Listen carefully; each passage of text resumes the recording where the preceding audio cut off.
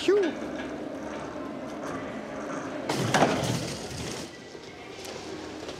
Hop, un ici. À mon avis, 2, ça devrait suffire, je pense. Touc. Il va être beau tout plein. Là, je serai à la bonne hauteur. Je vais te faire un beau podium. Il y a 2 mois, dans le plus grand magasin de jouets de France, situé à Lomme, près de Lille. Voilà, une bonne chose de faite. Comme tous les ans à cette période, Ludwig le vendeur est dans les starting blocks. J'adore le stress de Noël. Enfin, c'est pas vraiment un stress en fait, c'est l'énergie. L'énergie de Noël, j'adore. On est tout le temps sur la brèche, que ça soit pour le client, pour nous, pour la déco. Noël se prépare en grande pompe. Hop. Et même si Ludwig s'amuse comme un enfant, il sait qu'il ne doit surtout pas manquer ce rendez-vous. Noël représente 52% du chiffre d'affaires du magasin. Et pour réussir son coup, il faut préparer la saison de Noël très longtemps à l'avance, dès le mois de février. Nous avons suivi l'équipe du magasin pendant ces longs mois de préparation. Et ils ont parcouru le monde entier. En Allemagne, dans le plus grand salon de jouets du monde, où Nathalie et Marine doivent dénicher des nouveautés. Il faut trouver la petite chose qui va faire qu'à Noël, l'enfant il va venir chez nous en fait. Vous allez voir mon œil briller à chaque fois que je vois quelque chose d'intéressant. En Chine, avec Pierre. Sa mission est de visiter les usines de fabrication, monumentales. C'est la démesure chinoise. Ainsi que les laboratoires qui testent la sécurité des jouets. En France, Bonjour. nous sommes entrés dans les coulisses du magasin avec Ludwig et Gwen. Opération déguisement. Ma très belle robe. Pour vendre le plus possible, ils vont devoir trouver des astuces. On va déjà l'installer. Enfin, Gégé, le lutin du Père Noël.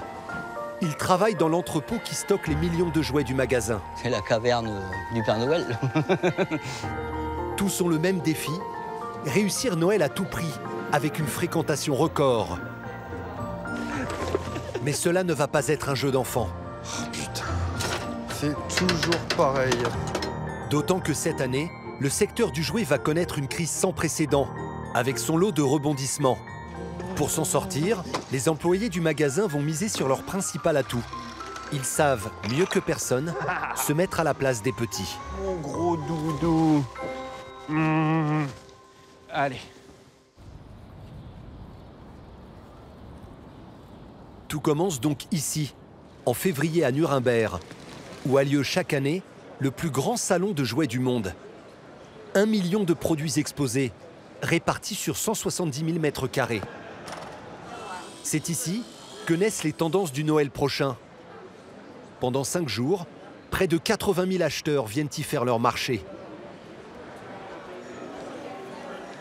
Et chaque minute, des milliers d'euros se négocient au milieu des peluches. Comme tous les ans, Nathalie vient démarcher une 50aine de fabricants. Elle doit trouver une 40aine de nouveautés.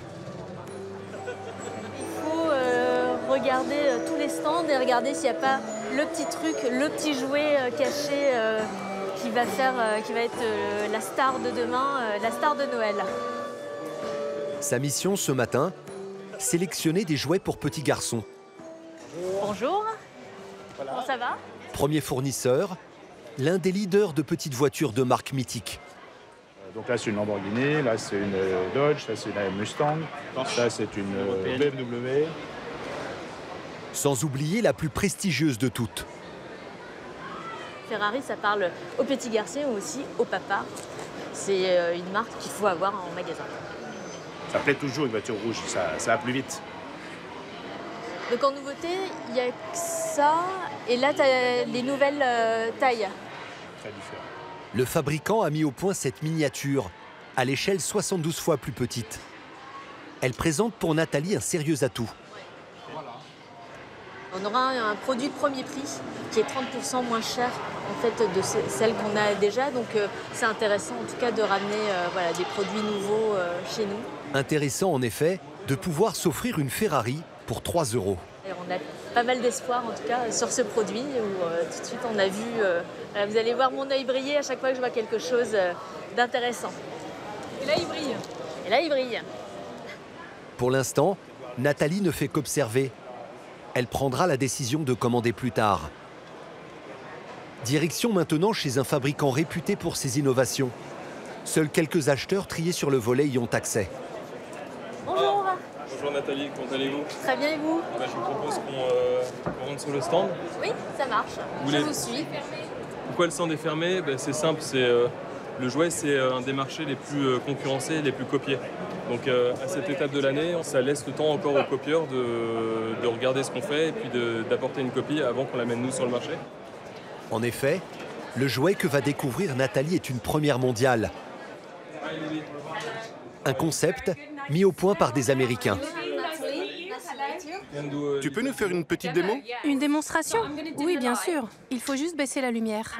Alors, dans le coffret, vous avez le projecteur et le compte pour enfants. D'abord, je place le projecteur dans le téléphone et instantanément, l'image apparaît sur le mur. Vous êtes prêts? Je vais commencer à lire. Dans la jolie chambre verte, il y avait un téléphone, un ballon rouge et une vache qui sautait au-dessus de la lune. Et il y avait aussi 3 petits ours assis sur des chaises. Bonne nuit tout le monde. Bonne nuit la lune. Est-ce que ça remplace le livre? Non, bien sûr que non. C'est vraiment complémentaire au livre. C'est une nouvelle façon, en tout cas, de lire avec son enfant. Quand il y a des produits innovants comme ça, il y a forcément des gens qui vont adorer et des gens qui vont détester. Il y a des gens qui vont être plus tradis et puis il y a des gens qui vont être plus modernes. Donc nous, on s'adresse à cette population qui va être plus moderne. Ce ne sera pas les grands-parents, je pense pas. Ce sera plutôt les mamans un peu jeunes, un peu dans leur détente, qui vont adorer ça. Donc le petit chaperon rouge, on va pouvoir le lire de cette façon bientôt? Exactement, ouais. Je pense que ça sera dans nos magasins en fin d'année. Un pari audacieux. Pas sûr que les parents et grands-parents apprécient ces contes version 2.0. Eh, salut! Eh, ça va? Bah ouais, alors? Ça se passe bien. Et toi? T'as vu des trucs? Ouais, il y a quelques trucs intéressants. Ouais. Toi aussi? Ouais, pas mal de trucs. C'est le rush? Des innovations. Ouais. Donc là, du coup, Tu vas par là? super à la bourre. Je vais de ce côté-là, et toi? Moi, je veux le 12, donc tout à mon autre côté. Ah ouais, de l'autre côté? Ouais. Ok, ça marche. On y va? Allez. À bientôt. Bisous. Pendant que Nathalie poursuit sa quête de jouets innovants, Marine, elle, a une autre cible.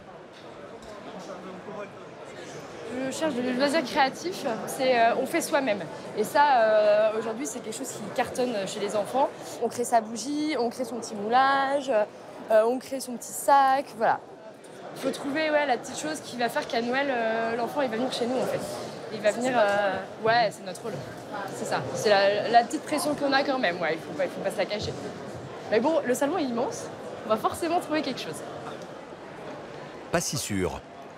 Pendant 2 heures, Marine passe en revue une 50aine de stands. Malgré l'offre pléthorique, rien ne retient son attention. Ça, par exemple, ça pourrait... Non, pas du tout, parce que ça, c'est de l'équipement de bureau.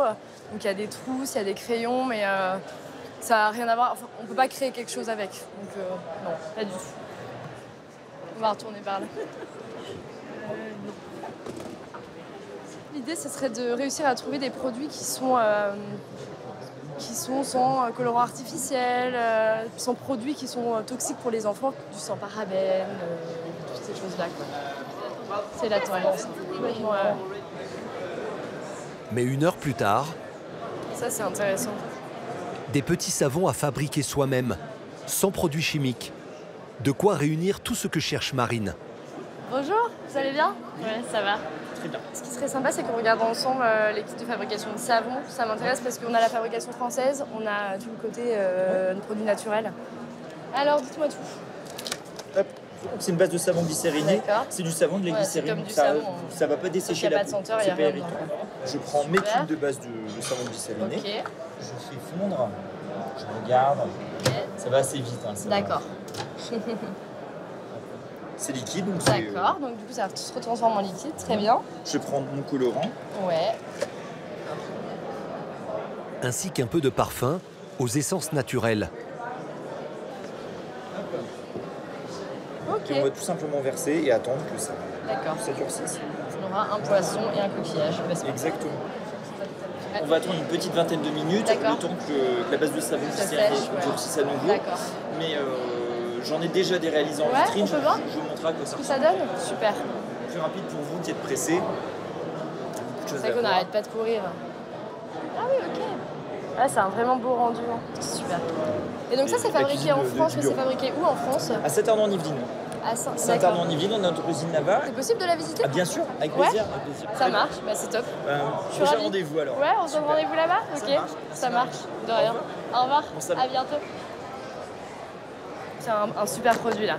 Pour le coup, un produit naturel.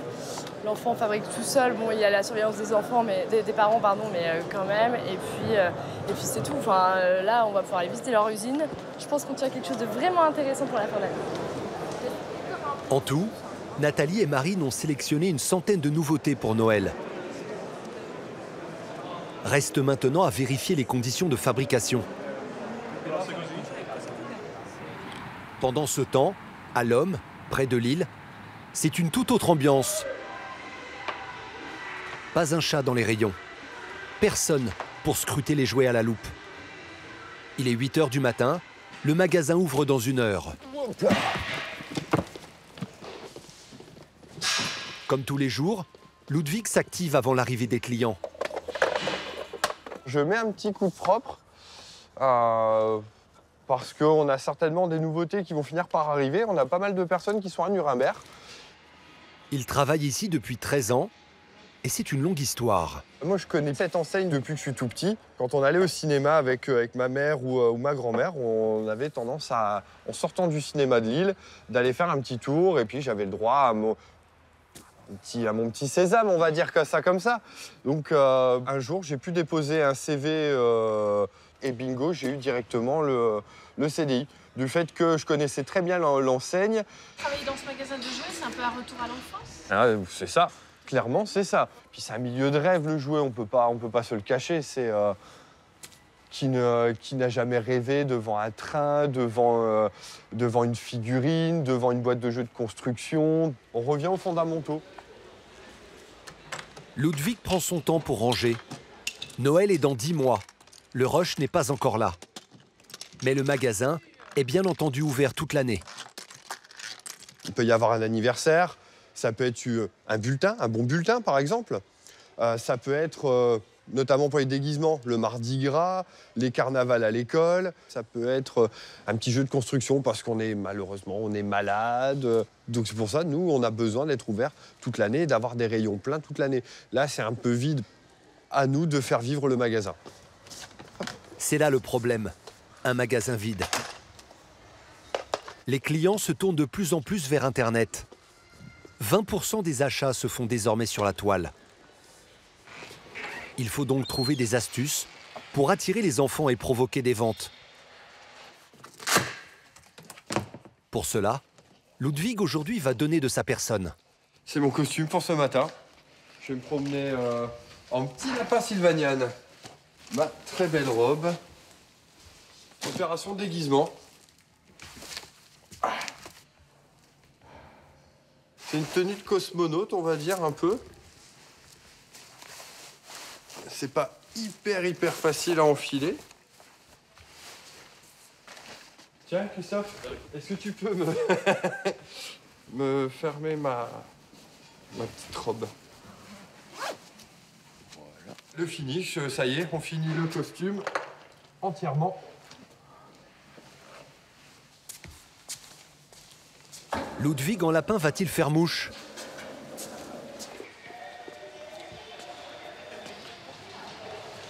Pour l'instant, les enfants sont aux abonnés absents.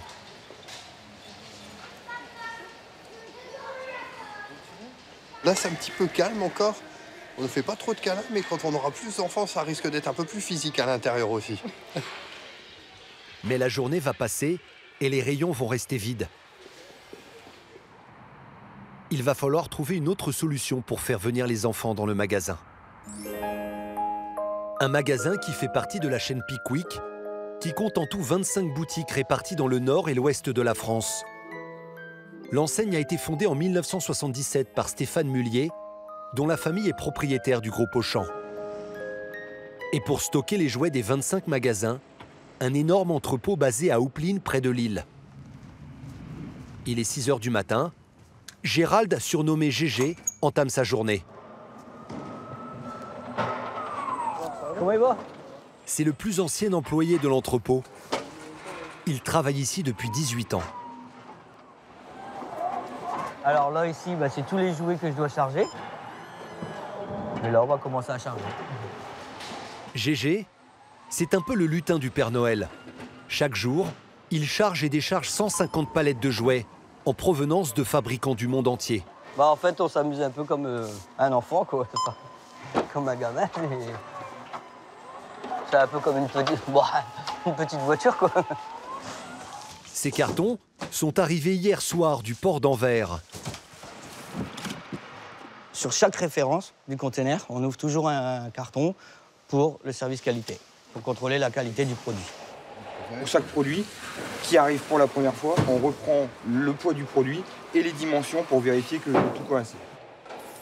Comme il existe des millions de références de jouets, beaucoup se ressemblent.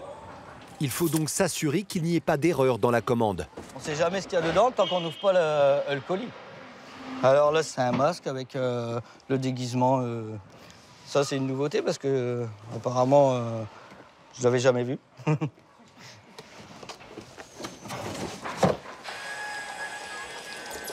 Voilà. Alors là, c'est à 8 mètres. Voilà, celle-ci, on la met au 3e. Là, c'est 6 mètres.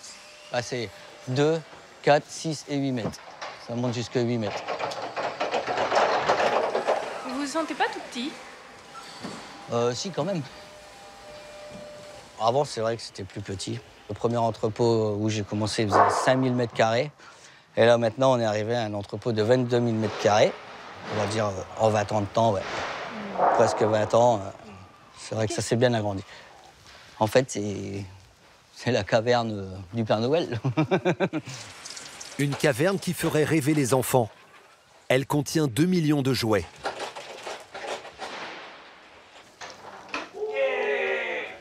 « 10 h, l'heure de la pause. GG va rejoindre ses collègues. Et que croyez-vous qu'ils font? On n'attend pas parti? Allez, allez.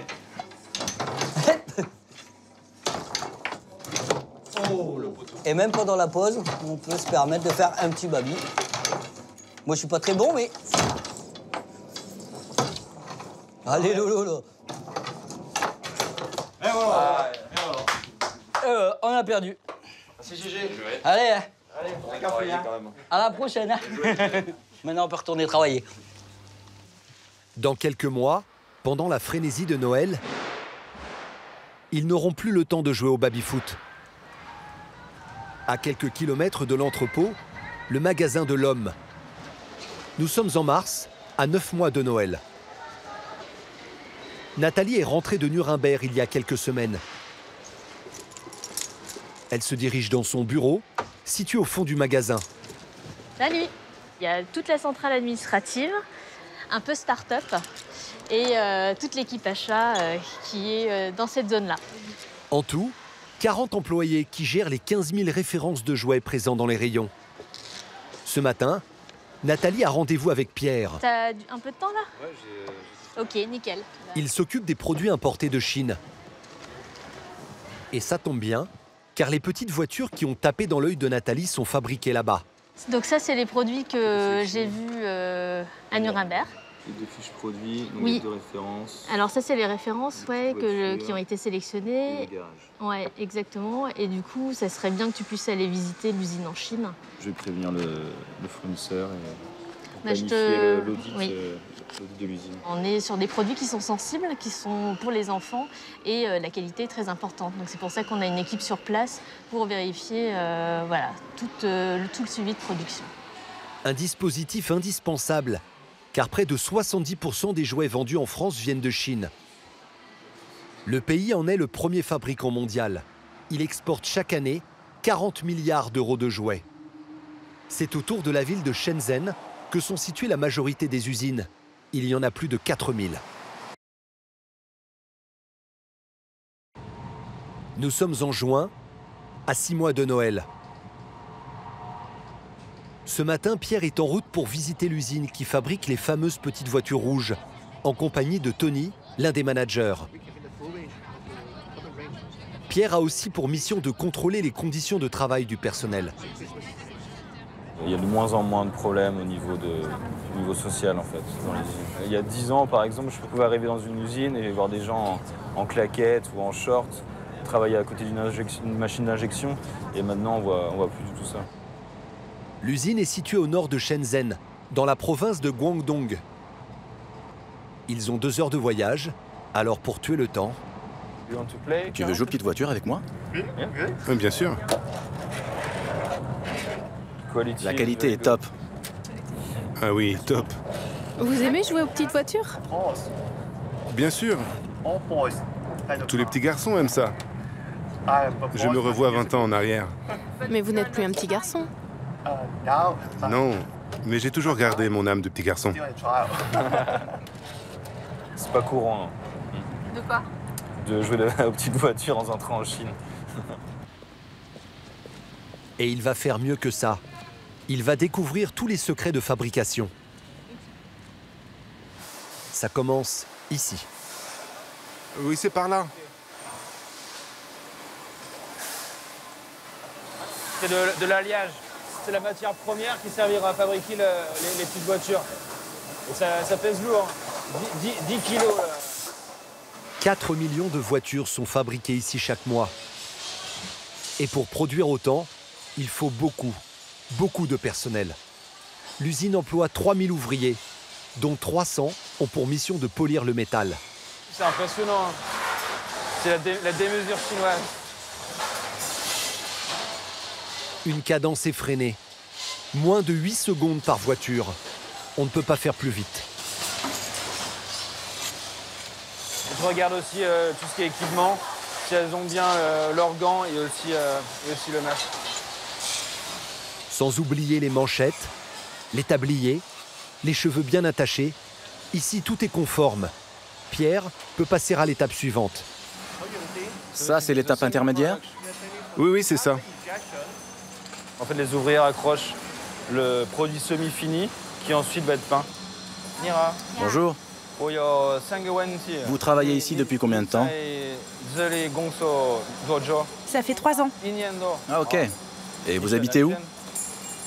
Je viens de la région, de la ville de Shogwan. En Chine, 80% des ouvriers qui travaillent dans les usines de jouets sont des femmes, issues de milieux ruraux. Elles travaillent 6 jours sur 7, soit 45 à 50 heures par semaine, pour un salaire moyen de 400 € par mois. Il y a de l'espace, tout est bien organisé. Au sol, il y a de la signalisation, tout est vraiment carré. Direction maintenant la zone la plus spectaculaire de l'usine. 1000 ouvriers rassemblent les pièces détachées des millions de petites voitures.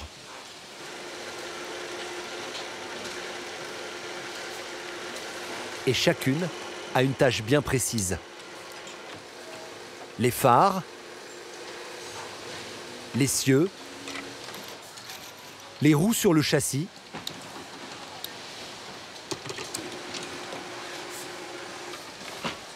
On peut voir les Ferrari? Oui, bien sûr. On va aller voir la petite qu'on a commandée. À la fin de la ligne de production, l'ouvrière va tester la fonction en fait. On va la faire rouler pour voir si elle roule bien ou pas. Et là, c'est impeccable. C'est vraiment bien. La qualité est top. Ouais. Très bonne finition. La peinture est vraiment belle. Il n'y a rien à dire. C'est le garage qu'on a commandé et qu'on va avoir en magasin pour Noël. On peut voir la cantine maintenant? Oui, évidemment.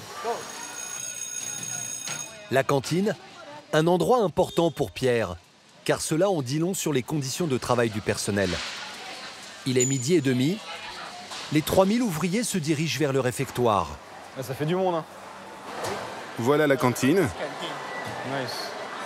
Ils peuvent choisir ce qu'ils veulent? Oui.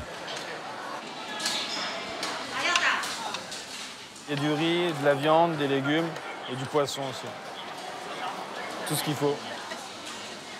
Pierre visite une vingtaine d'usines chaque année. alors il voit de tout. J'en ai pu voir qui n'était pas très, au niveau de l'hygiène, qui n'était pas vraiment pas terrible.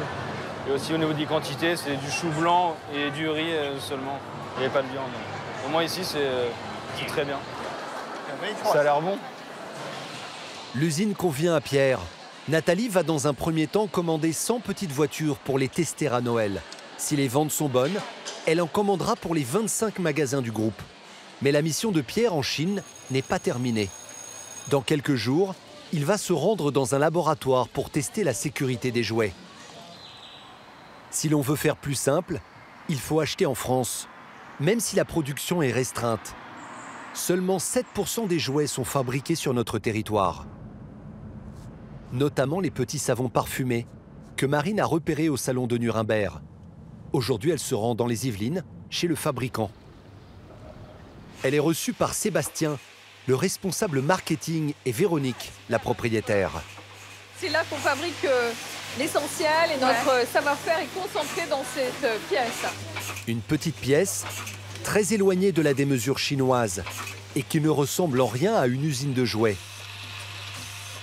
Ça fait plutôt laboratoire scientifique ou usine de cosmétiques, mais c'est ça qui est génial. Bah, c'est mon métier d'origine. C'est votre métier d'origine, en effet. Véronique est une ancienne parfumeuse de luxe. Elle s'est lancée dans la création de jeux olfactifs il y a 25 ans. Ça, c'est génial. Son credo, les senteurs haut de gamme dont elle connaît la traçabilité. Beaucoup de produits naturels, vous voyez, de la cardamone. D'accord. La meilleure qualité, elle vient du Guatemala. On a de l'huile de cade, de la feuille de cannelier. Alors ici, par exemple, c'est une rose absolue. D'accord. On peut sentir ça? Oui, bien sûr. Alors ça vaut quelques milliers d'euros quand même le kilo. Ça, c'est merveilleux quand même. C'est un parfum. Trop bon. Ouais, ça sent vraiment, vraiment bon. On arrive à avoir l'odeur une odeur riche et même mon directeur des achats qui est toujours un peu radin avoue qu'on ne peut pas s'en passer. Ouais. Je me sens mieux. Ah là, c'est les colorants. On produit 25 couleurs et ils sont tous identifiés au verso avec un numéro de lot et... D'accord. De quelle manière vous les testez en fait? Il y a des tests qui sont assez standardisés dans l'industrie de la cosmétique, qui sont des tests d'irritation cutanée et des tests d'irritation oculaire. Mine de rien, c'est des enfants qui utilisent les produits, donc c'est important en effet qu'ils aient des produits qui soient naturels et bons pour leur santé, en fait, qu'ils n'aient aucun risque avec le jeu. Les parents sur la provenance. Et en plus, évidemment, ça rassure les parents. Et c'est vrai qu'il y a de plus en plus de parents qui nous appellent pour savoir s'il y a du gluten, s'il n'y a pas d'allergie. On est très très souvent sollicités. Heureusement qu'on contrôle et qu'on sait exactement ce qu'il y a dans notre produit, parce que sinon c'est un cauchemar. Et maintenant, la petite ligne de conditionnement et ses 15 employés. Dans chaque boîte, 2 parfums, 3 colorants et un pain de glycérine. De quoi fabriquer une trentaine de savons.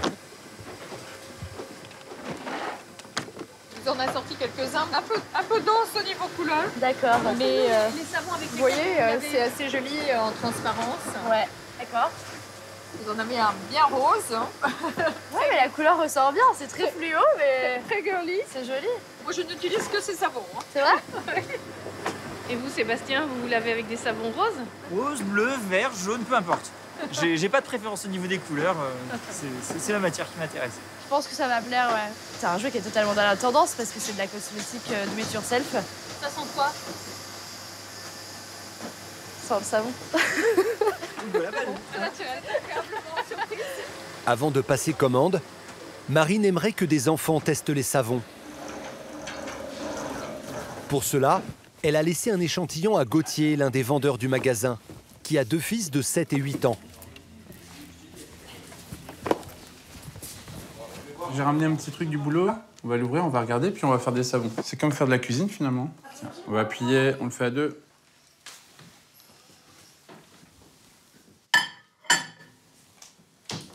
Ah ouais, ça fond très très vite. Allez, un bleu. Il faut prendre la pipette. Et il faut compter 10 gouttes.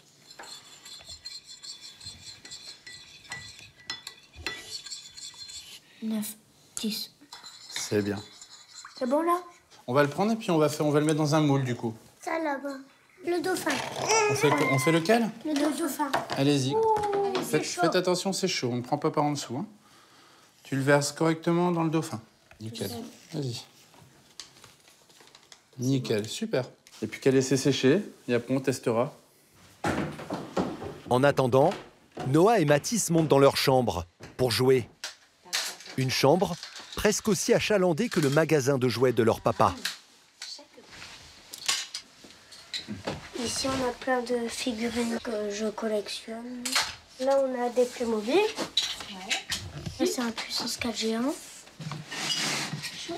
Un bac avec plein de petites voitures. Et t'en as combien? Je sais pas, tellement j'en ai. Chaque année, 220 millions de jouets sont vendus aux petits Français. Une surconsommation qui cause inévitablement du gaspillage. Chaque jour, en France, 100 000 jouets partent à la poubelle.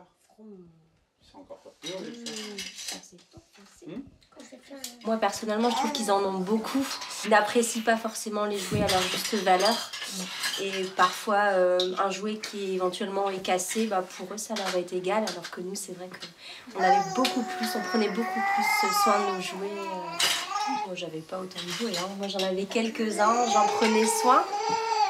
Ça a beaucoup changé. Ça a beaucoup changé. Alors, ça donne quoi? Ça a séché là. Un dauphin. Waouh. Super. Un tout petit, un bébé poisson. Ils sont bons? Oh, ouais.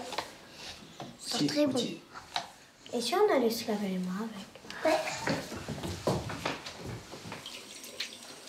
Dans le monde où on vit, on est content de voir nos enfants manipuler des produits qui leur créera pas des allergies ou des plaques ou des choses comme ça, quoi. Au moins, ils sont motivés encore plus à se laver les mains, finalement. Oui, c'est une bonne astuce. Ouais, c'est une bonne astuce. Ouais, c'est sympa. Ces savons made in France se retrouveront dans les rayons du magasin à Noël.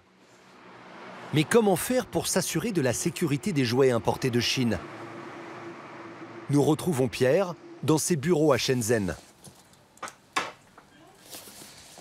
You ready, Vicky? Let's go. On va à Bureau Veritas pour analyser l'échantillon du bateau pirate. Un jeu que le magasin aimerait importer. Pour cela, il ne doit présenter aucun risque pour les enfants. Salut, ciao. Ils ont rendez-vous au laboratoire d'analyse de Bureau Veritas, le leader mondial de la conformité et de la certification. La société possède 1500 laboratoires dans le monde, dont celui-ci. Donc, comme convenu, je vous apporte en main propre l'échantillon pour les tests pré-prod. D'accord. Bon, on va se diriger vers la zone de réception des échantillons. Ok, parfait. Okay. Merci. Ils sont reçus par Claire, l'une des managers. On l'aura en tout cas en magasin pour Noël. D'accord. Donc, c'est bien que ça aille vite. Oui, ne vous inquiétez pas. La réglementation européenne est stricte. Avant de mettre un jouet sur le marché, il faut analyser tous les dangers qu'il peut présenter. Et la liste est interminable. Dangers chimiques, physiques, mécaniques, électriques, d'inflammabilité, de radioactivité et d'hygiène. Première étape, les tests mécaniques. Donc là, l'ingénieur, en fait, prend toutes les parties qui se détachent du jouet et il vérifie que cela ne rentre pas dans le cylindre. Qu'est-ce que c'est, ce petit cylindre? Ça simule la trachée de l'enfant, en fait. Et donc, c'est pour vérifier qu'il n'y a pas de petites parties qui pourraient entraîner un étouffement de l'enfant lorsqu'il joue avec le jouet et qu'il va le mettre à la bouche, éventuellement. D'autant plus que c'est un produit, en fait, moins de 3 ans, donc... Effectivement. Et maintenant, le test de chute. Si l'enfant fait tomber le jouet, il faut s'assurer qu'il ne se casse pas en petits morceaux qui pourraient être avalés. L'ingénieur fait tomber 5 fois de suite chaque élément. Ça prend du temps, mais on est obligé de le faire. Indispensable. C'est indispensable, tout à fait. C'est conforme. Étape suivante. Donc là, en fait, il vérifie que l'objet n'a pas de parties coupantes ou saillantes qui risqueraient d'entraîner une blessure de l'enfant. Là, sur la partie grise, il y a un petit film qui représente en fait la peau du doigt de l'enfant. Il n'y a pas de coupure. C'est intègre, hein, pas de coupure. Donc, okay. C'est conforme. Voilà, c'est conforme. Et maintenant, un test incontournable, l'inflammabilité du jouet. Équipement de sécurité. Ouais, je vois ça. Si le jouet prend feu accidentellement, il faut vérifier que le plastique ne goûte pas. Si c'est le cas, il pourrait rester collé à la peau de l'enfant.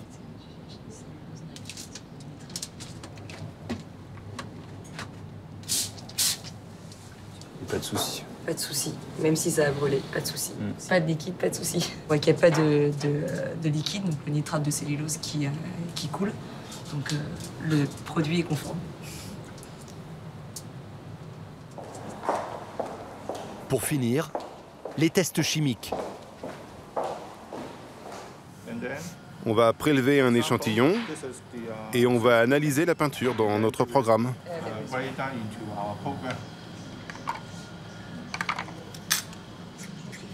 On va faire la recherche sur 19 éléments, donc notamment le chrome, le mercure. On va vérifier leur teneur dans le jouet. Au cas où l'enfant aurait ingéré de la peinture, il faut vérifier que son organisme l'élimine. Cette substance simule la salive de l'enfant. Et cet appareil, son estomac en pleine digestion.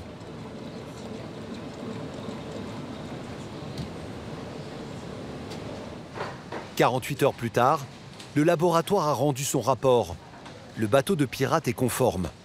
Le magasin va pouvoir en commander quelques centaines d'exemplaires aux fabricants, puis les importer en France. Mais avant d'arriver dans le magasin de l'homme, les bateaux de pirates vont faire un long voyage, un parcours qui va durer 2 mois. Tout d'abord, ils vont quitter le port de Shenzhen à bord d'un porte-conteneurs.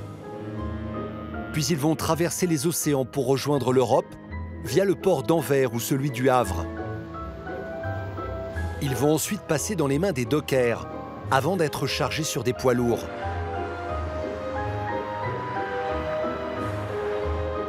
Direction l'entrepôt d'Oupline au petit matin, où Gégé va les prendre en charge, puis les transporter dans son camion. Encore un peu de route, et les voici à destination à l'Homme, dans l'arrière-boutique, puis dans les rayons du magasin.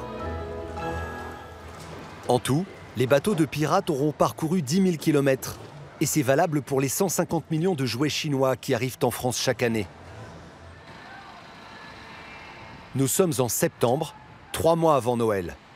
Maintenant que les jouets ont été sélectionnés et testés, c'est désormais dans le magasin que tout va se jouer. T'as reçu toutes les PAO? C'est bon, nickel. On peut faire le point ensemble. Ouais. Côté bureau ce matin, c'est l'heure de la préparation du catalogue. Une étape clé, les derniers mètres du marathon de Noël. Moi j'ai ma boîte à savon. Création de savon pour les enfants, fabrication française. Et ça rend super bien. Ça place très bien la page, c'est top. Alors, ah il est là. Ouais. Celui-ci c'est le conte que j'avais sélectionné à Nuremberg. Parce que le principe de ce produit-là, tu vois, c'est vraiment que la maman lise l'histoire avec la projection. Donc ça c'est pas mal puisque tu vois bien la projection. Mais il n'y a pas seulement les nouveautés sélectionnées à Nuremberg. Il y a aussi d'autres jouets commandés directement auprès des fabricants. 1500 références en tout. Là, c'est vraiment le concentré en fait des tendances de cette année et des offres les plus attractives pour les enfants. Ça permet en fait aux enfants de découper et de faire leur liste au Père Noël. Donc c'est très très important en tout cas pour eux, pour les enfants. Moi, je m'en souviens et j'entourais tout. Donc c'était compliqué. Non, j'entourais tout ce que j'aimais et je découpais un carnage. Moi, je découpais dans les catalogues et je faisais des listes à rallonge, évidemment. Et après, on envoyait ça à la poste au Père Noël en attendant que ça arrive sur le sapin. Et ça marchait? Ça marchait à tous les coups. Si le magasin accorde tant d'importance au catalogue, ce n'est pas uniquement pour faire plaisir aux enfants. C'est aussi parce qu'il est un formidable déclencheur de vente. Nous sommes en octobre, le catalogue vient d'être imprimé. Hop là. 2 millions d'exemplaires en tout. Il en faut du catalogue. Ils vont partir même très très vite.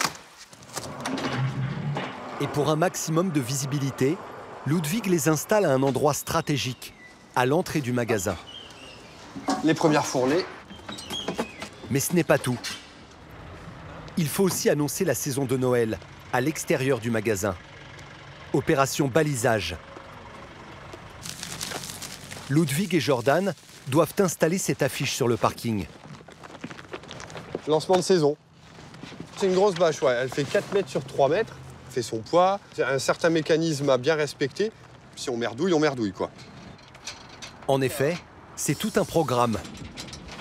Il faut tout d'abord enlever la fiche précédente.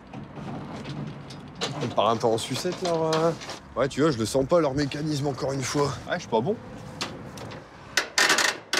T'arrives pas à enlever le côté ici? Bah non, je peux pas. Oh, putain.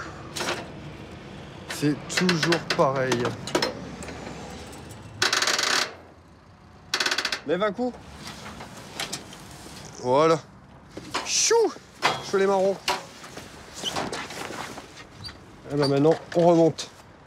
L'étape délicate maintenant, c'est de remonter la bâche sans qu'elle se coince à chaque fois, pour qu'elle remonte le plus droite possible et qu'elle prenne pas surtout le vent. Parce que le risque que si elle est mal montée, c'est que le vent s'engouffre à l'intérieur, la déchire. Et après, imaginez, on a l'autoroute juste derrière. Une bâche de 4 mètres qui tombe sur l'autoroute, on peut brouiller la vue de pas mal de gens. Oups.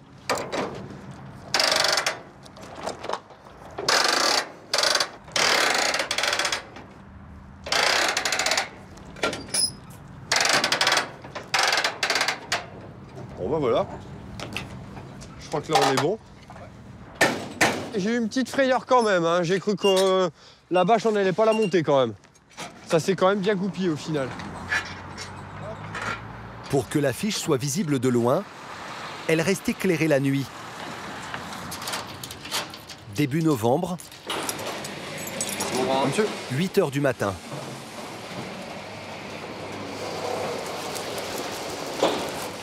Ludwig et Ludovic, le directeur du magasin, sont déjà sur le pont. Allez, hop là. Une grande journée. Belle journée. Noël est dans 8 semaines. Le gros des ventes va commencer. C'est frisky. Wow. Il fait 7 degrés, un bon signe, car les ventes augmentent quand le froid arrive. Et ce matin, Ludovic a une annonce importante à faire à tous ses vendeurs. C'est une journée particulière qui commence.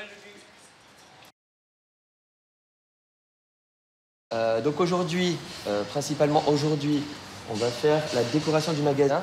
Ludwig, toi, ça va être notre belle entrée du magasin. Tu vas faire notre train magie. C'est mon train en plus préféré. Donc tu le sais, j'adore ce petit train-là. Les filles, vous vous amusez. Donc décoration du magasin. Bonne journée à vous tous. Et on y va. Bonne journée. Ludwig doit installer un train électrique juste devant les premiers rayons pour attirer l'œil des clients dès leur arrivée. Bonjour mesdames. Hop. Une fois de plus, il retombe en enfance.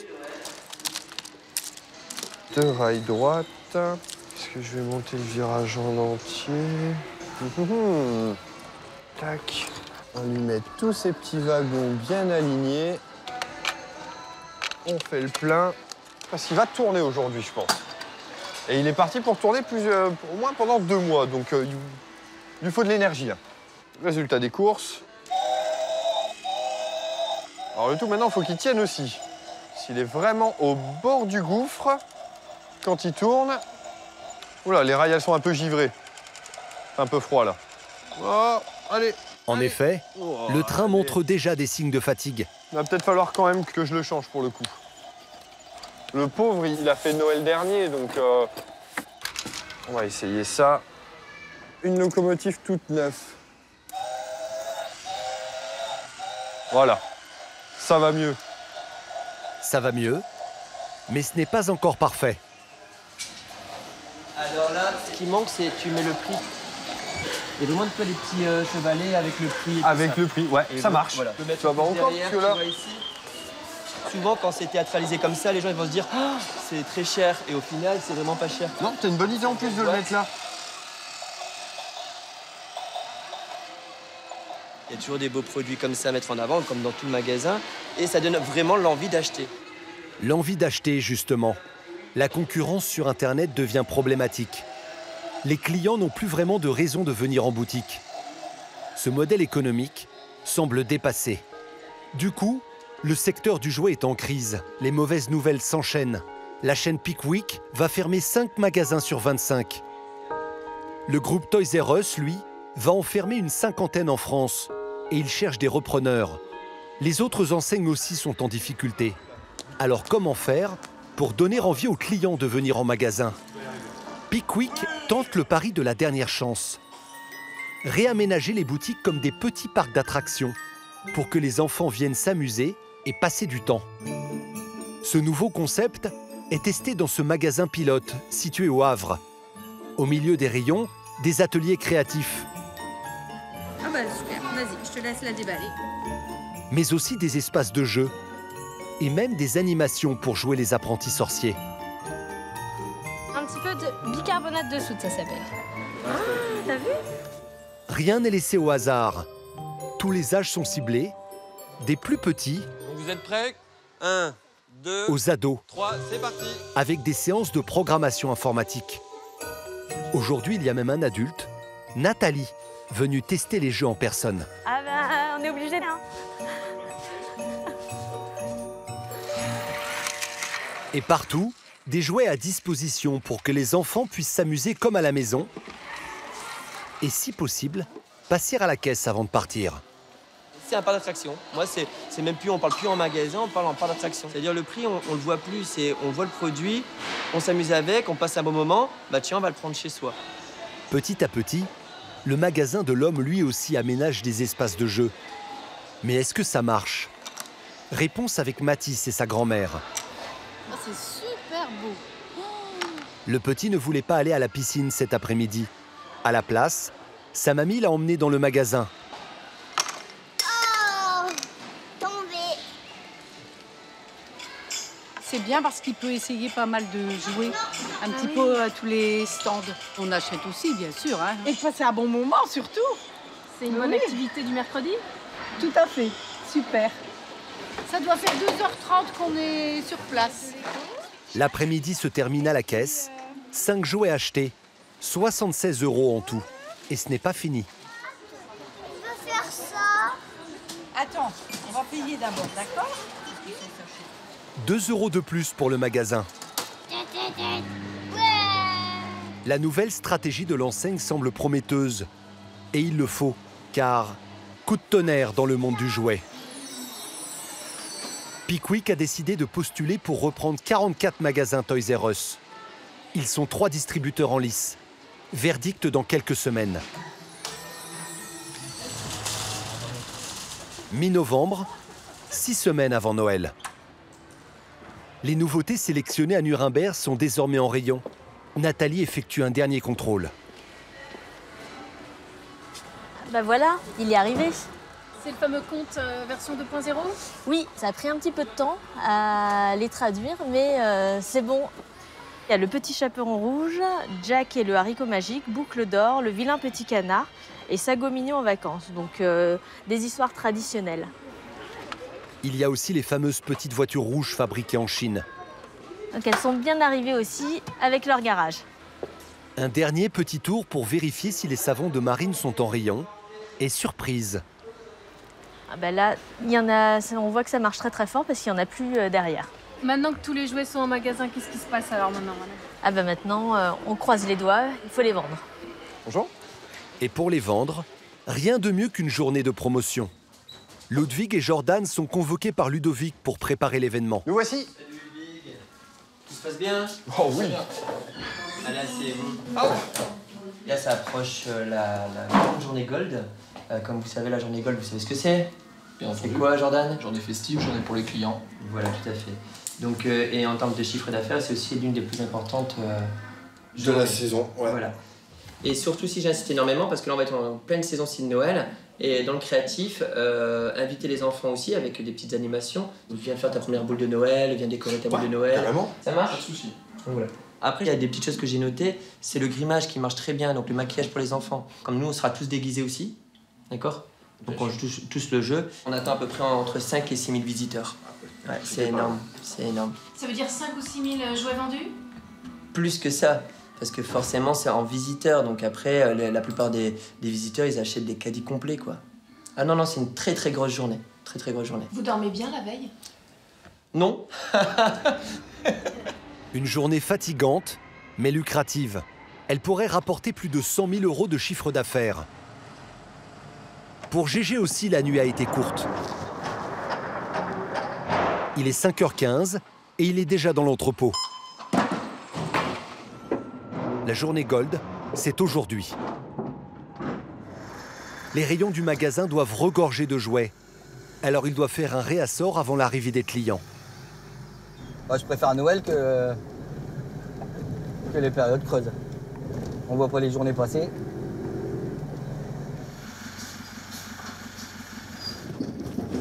L'équipe du magasin non plus ne va pas voir la journée passer. Pendant que Jordan achalandre les rayons, Ludwig et Ludovic s'activent de leur côté.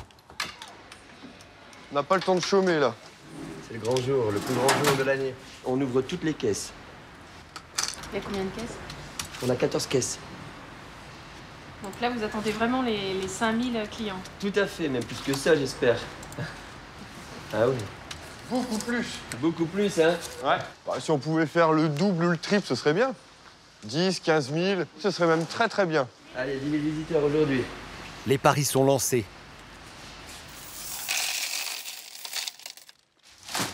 Maintenant, opération camouflage pour toute l'équipe.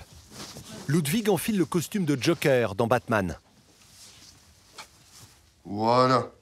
Mon méchant préféré. Le plus fou.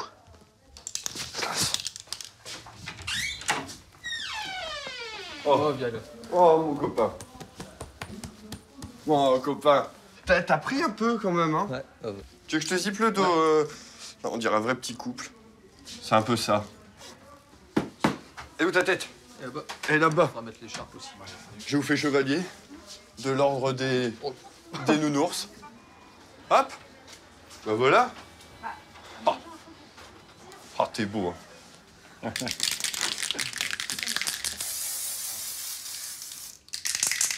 Je suis ouvert. Mais pour Ludwig, le costume, ce n'est pas suffisant. Il faut aussi le maquillage qui va avec. Je sais pas si je déborde un peu. Ouais, si. Ouais, déborder.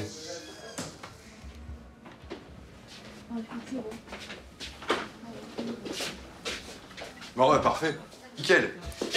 Franchement, c'est magnifique. C'est parti. Bonjour, madame. Le magasin a ouvert il y a 1 heure. Seulement quelques clients pour le moment. Alors Ludovic décide de mettre de l'ambiance. Tous les super-héros du magasin sont attendus à l'accueil. Et oui, pour une très belle présentation. Nous avons en avant-première Muso. Muso, notre superbe mascotte. Tu peux faire coucou, Muso? Allez, on l'applaudit, Muso. Ouais, Muso. Ici, nous avons Zorro. Ouais. Ici, attention, la charmante Chichi. Ici, la charmante Cougar. Son cousin, Woody. Notre agent de sécurité du magasin, faut pas l'énerver. Et ici, attention, ici, c'est vraiment la star du magasin. Et oui, nous avons Clint Eastwood. nos charmantes hôtesses de caisse.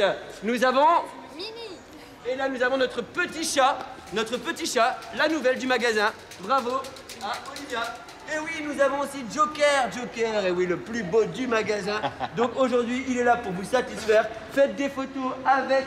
Mais 1 heure se passe et le magasin reste vide. Aujourd'hui, et surtout, amusez-vous. Bon, bah voilà, maintenant, il n'y a plus qu'à attendre le client. Parce que là, pour le moment, c'est encore un petit peu... Il est tôt, hein, c'est samedi matin. On met un peu plus de temps à démarrer, les enfants font la grasse matinée, les parents aussi. Bonjour. Mais il y a une autre raison. Cette journée Gold tombe mal. Car c'est aussi le jour qu'ont choisi les Gilets jaunes pour manifester. La région est bien touchée. Les clients sont restés chez eux. À la fin de la journée, le bilan est catastrophique. Seuls quelques centaines de clients sont venus. On est loin des 10 000 espérés. Mais l'équipe ne perd pas espoir. Fin novembre, 4 semaines avant Noël. La folie gagne enfin le magasin. 9000 clients en tout aujourd'hui. Des caddies bien chargés. Et les nouveautés semblent remporter du succès. Il en reste plus qu'un, donc début décembre. Donc profitez justement de... Joyeux Noël! Faites-vous vraiment plaisir, prenez les caddies. Ludwig et Ludovic donnent tout. Les enfants avec vous, les enfants, comme je vous l'ai dit, faites des gros câlins à papa et maman. Et souvent, ça marche avec un bisou. J'adore ça, hein. Moi, quand je vois du monde comme ça dans le magasin, le micro, c'est top. Et oui, donc aujourd'hui, au magasin, nous avons plein de promotions. Dans quelques jours, ça va être, on ne pourra plus passer dans le magasin. Donc, il y aura du monde partout. Côté vente aussi, c'est rassurant. 4 jouets en moyenne par client pour un panier moyen de 60 €. De quoi espérer faire, comme chaque année, 52% du chiffre d'affaires à Noël. C'est galvanisant parce que forcément, on a un client, normalement juste derrière, on en a un autre, encore un autre. C'est notre petit moment de palpitation, Noël, c'est le nôtre. C'est notre moment à nous. Et le Père Noël vient de leur faire un beau cadeau. C'est Pickwick qui a été retenu pour reprendre les magasins Toys R Us. Une association qui devrait être confirmée l'année prochaine et qui réunirait 64 boutiques. Au programme, devenir le leader du jouet en France en développant le concept de parc d'attractions, avec plus que jamais des vendeurs qui se mettent à la place des enfants.